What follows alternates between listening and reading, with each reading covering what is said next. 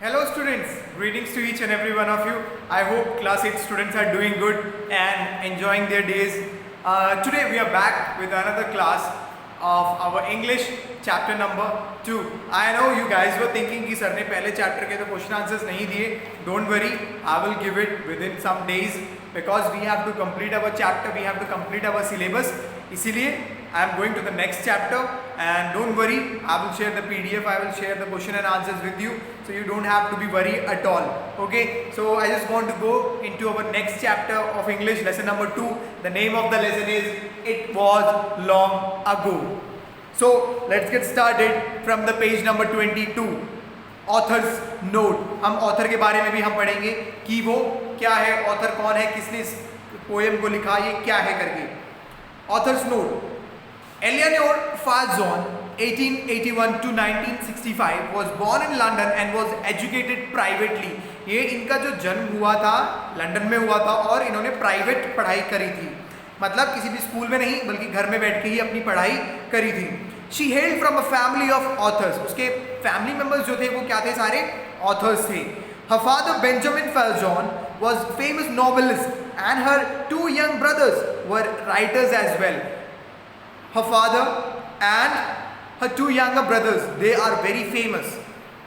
She started off by writing children's stories and fantasy stories, but soon became popular with both children and adults. So basically she started her authoring career or by written career by writing some novels or some children's stories and some fantasies, and the children and the adult उनको बहुत पसंद आया ये. She is most popular known for the children hymn Morning Has Broken. Her other notable work include Martin Pippin in the Apple Orchard, The Little Back Room, and the autobiographical A Nursery in the 90s. She was awarded, उनको award भी मिला हुआ है, the Carnegie Medal and Hans Christian Andersen Medal, often referred as to the Nobel Prize for Children's Literature. इनको मतलब Nobel Prize भी मिला हुआ है. That means she is a very big author और वो बहुत जानी पहचानी ये author है. And the name of the author is Eleanor Fajon. Okay, so let's get started with our poem, with our chapter. Page number 23. I'll tell you, shall I, something I remember, something that still means a great deal to me. It was long ago. क्या मैं कुछ ऐसा बताऊं जो आज भी मेरे लिए बहुत महत्वपूर्ण है. It was long ago, काफी पहले की बात है. A dusty road in summer, I remember, a mountain and an old house and a tree that stood. You know, आपको मालूम है जो समर का सीजन था उसमें धूल उड़ती हुई सड़क में एक माउंटेन था, उसके बीच में एक छोटा सा पुराना घर था और उसमें एक पेड़ भी था. Behind the house, an old woman, I remember, in a red shawl with a grey cat on her knee, humming under a tree. उस घर के पीछे पेड़ के नीचे वुमेन, एक ओल्ड वुमेन थी, वो क्या करती थी, अपनी रेड शॉल को ओढ़े हुए उसकी जो ग्रे कैट है, जो बिल्ली है, उसको अपने घुटनों पे रख के उसके साथ humming under a tree. Humming माने गुनगुनाना या फिर गुनगुनाते हैं, गाना गाते हल्का हल्का करके, तो वो यहाँ पे बता रहे हैं कि वो ऐसे गाना गाती थी. She seemed the oldest thing that I can remember, but then perhaps I was not more than 3. It was long ago. तो वो जो ऑथर है वो कह रही है या फिर जो नरेटर है वो ये कह रहे हैं कि मुझे याद नहीं है, मैं शायद 3 साल का ही था या थी, लेकिन मैं इनके बारे में सिर्फ इतना ही याद करता हूँ कि उनके बिल्ली थी, वो ऐसे बैठती थी और ये सारी चीज़ें वो ऐसे हमिंग करके गाना गाती थी. Next page. I dragged on the dusty road and I remember how the old woman looked over the fence at me and seemed to know. मैं खेलते हुए या फिर उधर जाते हुए था, उन्होंने मेरे को देखा, उस वुमेन ने मेरी तरफ उस बाड़े को, फेंस माने बाड़ा जो था ना, उसको क्रॉस करके मेरे को देखा. How it felt to be 3 and called out, I remember, do you like bilberries and cream for tea? I went under the tree. तो उन्होंने 3 साल की एक बच्ची जो खेल रही थी उसको देख के बोला कि आपको क्या बिलबरीज पसंद है.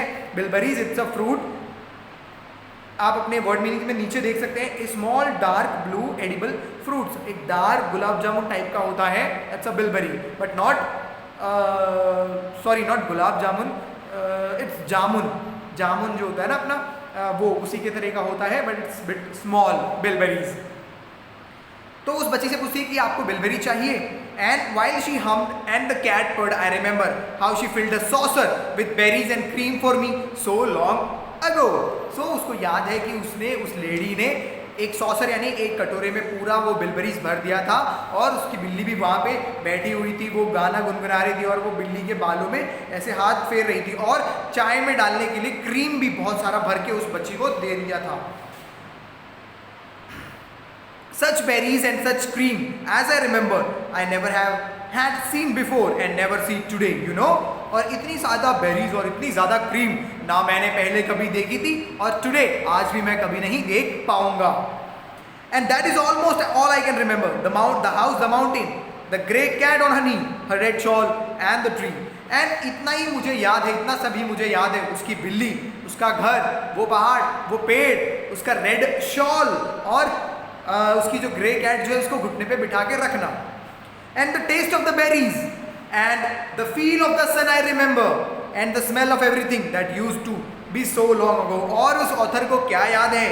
The taste of the berries, berries का टेस्ट याद है, और जो सूरज की जो धूप थी वो याद है, और उन सब की जो स्मेल थी वो भी उसे याद है, और वो कब थी? काफ़ी टाइम पहले.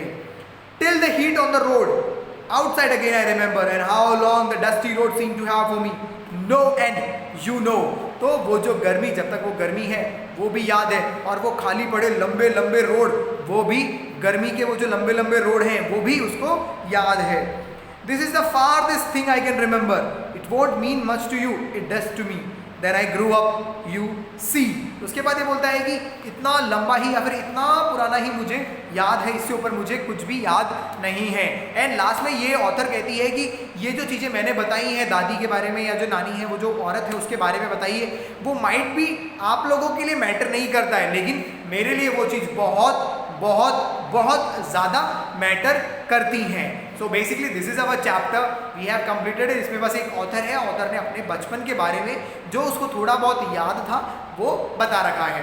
सो this is our chapter, we have finished here. In the next session or the next video, I will share the PDF and I will try to cover the grammar portion with video or with the background portion.